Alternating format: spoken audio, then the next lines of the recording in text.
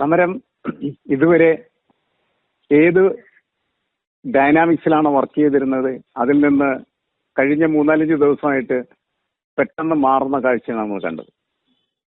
അതിൽ യഥാർത്ഥത്തിൽ അമിത്ഷായുടെ തീരുമാനങ്ങൾ തെറ്റായിട്ട് പ്രയോഗിക്കപ്പെട്ടു എന്നാണ് ഞാൻ കണക്കാക്കുന്നത്. കാരണം പെട്ടെന്ന് ഡൽഹിയിലെ പോലീസ് കമ്മീഷണറെ മാറ്റുന്നു, അതിനുശേഷം വാങ്ചുങ്ങിനെ അറസ്റ്റ് ചെയ്ത് ഹോസ്പിറ്റലിൽ കൊണ്ടുപോകുന്നു, സമരം പെട്ടെന്ന് ആളിക്കത്തുന്നു. അങ്ങനെ ആളിക്കത്തുന്ന സമരത്തെ തല്ലിപ്പൊളിക്കാനായിട്ട് പോലീസുകാരെയും ഗുണ്ടകളെയും വിടുന്നു. അതോടുകൂടി സമരം ജനകീയമായി മാറിത്തീരുകയും ജനങ്ങളത് ഏറ്റെടുക്കുകയും BJP സർക്കാരിന് എതിരായിട്ടുള്ള വലിയ മൂവ്മെന്റായി അത് വളരാൻ തുടങ്ങുകയും ചെയ്യുന്നു. ഒരു വിദ്യാർത്ഥി ഇപ്പോൾ മരണത്തോട് മല്ലടിച്ചുകൊണ്ട് രാം മനോഹർ ഹോസ്പിറ്റലിൽ കിടക്കുന്ന കാര്യം നമുക്കറിയാം. സാക്ഷി, അതിനെന്ത് സംഭവിക്കും എന്നുള്ളത് ഇപ്പോഴും അറിയാൻ പാടില്ലാത്തൊരു കാര്യമാണ്. അതെങ്ങാൻ ഈ സമരത്തിന്റെ രക്തസാക്ഷിയായി മാറിയാൽ BJP സർക്കാരിന്റെ അന്ത്യത്തിലേക്കുള്ള യാത്രയായിരിക്കും അത് എന്ന് കൃത്യമായിട്ട് അവർ തിരിച്ചറിഞ്ഞു കഴിഞ്ഞിരിക്കുന്നു എന്നാണ് ഞാൻ മനസ്സിലാക്കുന്നത്. മോദി യുഗം കാർമേഘം പടർന്ന തരത്തിലേക്ക് മാറുന്ന ഒരു കാഴ്ചയും അവര് മുന്നിൽ കാണുന്നു. പെട്ടെന്നാണ് BJPയുടെ ബുദ്ധി കേന്ദ്രങ്ങൾ ഉണർന്ന് പ്രവർത്തിക്കുകയും വാങ്ചുങ്ങിന്റെ സമരം അവസാനിപ്പിക്കുന്നതിന് വേണ്ടിയിട്ട് കേന്ദ്രമന്ത്രിമാരെ ആശുപത്രിയിലെത്തുന്നു, നരങ്ങനീര് നൽകുന്നു, സമരം അവസാനിക്കുന്നു. അതിനുശേഷം ഇന്ന് CJP ആയിട്ട് ചർച്ചയിൽ സമരം അവസാനിപ്പിക്കുന്നതിന് അവർ പറയുന്ന കാര്യങ്ങളൊക്കെ ഉൾക്കൊള്ളാൻ തയ്യാറാവുന്നു. എനിക്ക് തോന്നുന്നു കർഷക സമരം ഇപ്പോഴും ഒരു ഭൂതത്തെ പോലെ BJPയെ ആവാഹിച്ചുകൊണ്ടിരിക്കുകയാണ്, അതിനെ ഭയപ്പെടുത്തിക്കൊണ്ടിരിക്കുകയാണ്. ആ ഭയപ്പാട് ഈ സമരത്തിൽ അതിനേക്കാൾ രൂക്ഷമായിട്ടുള്ള രീതിയിൽ പടർന്നു പിടിക്കും എന്നുള്ളത് കൊണ്ട് അവർ പെട്ടെന്ന് ആ സമരം അവസാനിപ്പിച്ച് രക്ഷപ്പെടാൻ ശ്രമിക്കുന്നു എന്നാണ് നമ്മൾ മനസ്സിലാക്കേണ്ടത്. ഇതിനാകെ അവർക്ക് കിട്ടിയ ഒരു അഡ്വാൻറ്റേജ് എന്ന് പറയുന്നത് മൺസൂൺ പാർലമെന്റ് സെക്ഷനിലെ അയോധ്യ കൊള്ള, രാമനെ കൊള്ളയടിച്ച കാര്യങ്ങൾ ചർച്ചയാകാതെ പോയി എന്നുള്ള അഡ്വാൻറ്റേജ് മാത്രമാണ് മോദിക്കും അതേപോലെ BJPക്കും ലഭ്യമാകുന്നത്.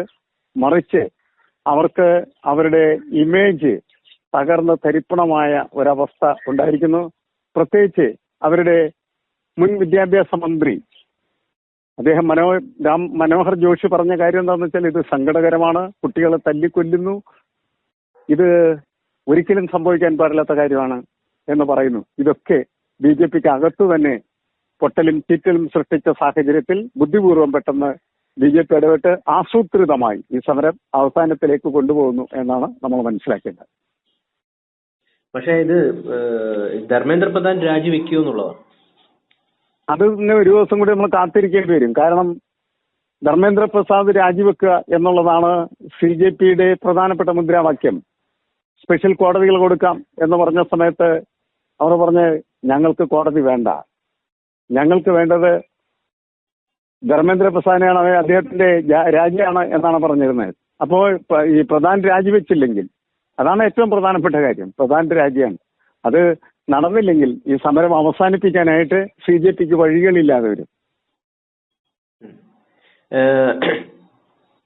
പക്ഷെ ഇവിടെ കോൺഗ്രസിന്റെ കാലത്ത് ചോദ്യ പേപ്പറുകൾ ചോർന്നു പോയിട്ടുണ്ട്. ഇപ്പൊ അവർ പറയുന്ന ഒരു കാര്യം എന്ന് പറയുന്നത് അവരുടെ മന്ത്രിയെ രാജിവെപ്പിച്ചിട്ടില്ലല്ലോ, അപ്പം ഞങ്ങളെ രാജിവെപ്പിക്കുന്നു, ഇങ്ങനെയുള്ളൊരു വാദങ്ങളാണ് ഉന്നയിക്കുന്നത്.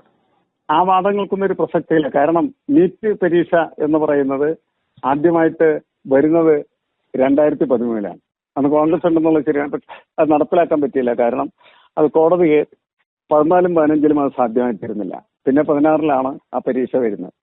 നീറ്റ് പരീക്ഷ വന്നതിന് ശേഷം BJP ആണ് അധികാരത്തിലിരുന്നിരുന്നത് എന്നും 2016 മുതലും 2026 വരെ എന്ന് പറയുന്നത് മോദിയാണ് പ്രധാനമന്ത്രി, BJP ആണ് ഭരിക്കുന്നത്, BJPയുടെ വിദ്യാഭ്യാസ മന്ത്രിയാണ് നിലനിൽക്കുന്നത്. അതുകൊണ്ട് നീറ്റ് പരീക്ഷയെ സംബന്ധിച്ചിടത്തോളം വാദങ്ങൾ മറ്റ് മുൻകാലങ്ങളിലും പേപ്പർ ചോർന്നു എന്നൊക്കെ പറഞ്ഞിട്ട് അവർക്ക് പ്രതിരോധിക്കാൻ സാധ്യമല്ല. അങ്ങനെ പ്രതിരോധിക്കാൻ തുടങ്ങിക്കഴിഞ്ഞാൽ 1947 മുതലുള്ള മുഴുവൻ കാര്യങ്ങളും ചൂണ്ടിക്കാണിച്ച് പല സൈസ് കാര്യങ്ങൾ ഇങ്ങനെ പറയാം. BJP അഴിമതി നടത്തുമ്പോൾ BJPക്ക് പറയാനായിട്ട് പറ്റും ആദ്യം അഴിമതി തുടങ്ങിയത് കോൺഗ്രസ് അല്ലേ എന്ന് പറയാം. അങ്ങനെയൊക്കെ പറഞ്ഞാൽ എന്താണ് കഥ ഇരിക്കുന്നത്? അതൊക്കെ എന്തൊരു വൃത്തികെട്ട വിദണ്ഡവാദമാണ്. അല്ല, ഇവിടെ ബി.ജെ.പിക്ക് മുമ്പിലുള്ള ഒരു വഴി എന്ന് പറയുന്നത് ധർമ്മേന്ദ്ര പ്രധാനെ രാജിവെപ്പിക്കുക എന്ന് പറയുന്ന ഒരു സംഗതി തന്നെയാണ്. കുറച്ചും കൂടി നഷ്ടപ്പെട്ടു പോയിട്ടുള്ള ആ ഒരു കാര്യങ്ങളൊക്കെ വീണ്ടെടുക്കണമെങ്കിൽ, കാരണം അത് ഉന്നയിച്ചുകൊണ്ട് ഞങ്ങൾ രാജിവെപ്പിച്ചല്ലോ, ഞങ്ങൾ രാജ്യത്തെ ജനങ്ങളുടെ കൂടെ ആണെന്നിപ്പോ മനസ്സിലായല്ലോ എന്നൊക്കെയുള്ള വാദങ്ങൾ അവർക്ക് ഉന്നയിക്കാം. പക്ഷേ അവിടെ വിദ്യാർത്ഥികള്, CJP-ക്കാര് പറയുന്ന ഒരു കാര്യമുണ്ട്. സമരത്തിന് മുമ്പിൽ ബി.ജെ.പിയുടെ മോദിയുടെ അഹങ്കാരം വീണിരിക്കുന്നു, ഭയപ്പെട്ട് മോദി രാജിവെപ്പിച്ചിരിക്കുന്നു. ഇങ്ങനൊരു സാരം തീർച്ചയായിട്ടും വരും. അപ്പൊ നിലവിൽ ഓൾറെഡി സമരത്തെ അവർ ഭയന്നിരിക്കുന്നു എന്ന സൂചന നൽകി കഴിഞ്ഞു.